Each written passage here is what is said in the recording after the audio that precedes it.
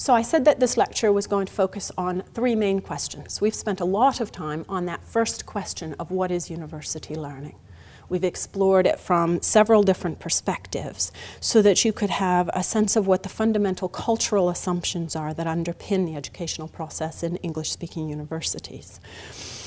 So what I'd like to do now is to focus on the second major question of the talk, which is how you can make the most of your university education in an English-speaking country. So how can you engage in deep learning, if we use Salyer's term, or higher order thinking, if we use Bloom's term, or to use Newman's terms, the collision of mind with mind.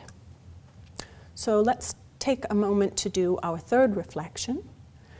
And here I want you to think of a situation in which you learned something deeply in the terms we've just described. And what did you do? And what helped you the most? Good.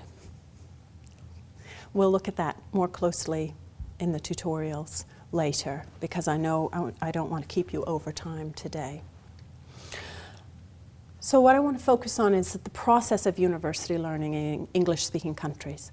Now I'm hoping that some of the notes that you've written down to yourself include some of these key bullet points. That the way in which you can learn involves reading, yes, it involves listening, and listening, and particularly listening actively. So I've built in these reflection prompts throughout this lecture today in order to help you to listen actively, to help you to think about the key points in the lecture as well as just listen. Because I know that if all you did was listen to my voice for an hour, I would be waking you up to leave the room at the end. So I want to keep you awake with having you think about things along the way.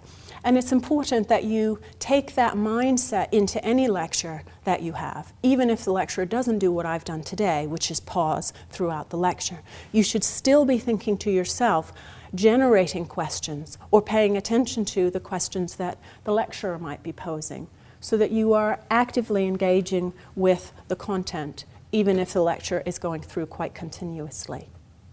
Another key process of learning in universities is by writing. And often we, mistakenly I think of writing as something you do after you've learned something. You read about it, and all you have to do is write it up. But actually, I want to challenge you to think that writing is, in fact, a part of that learning process, that we write in order to understand. We write in order to clarify our thinking, in much the same way that Socrates engaged his students in a dialogue, where they said something and then explored it further and further.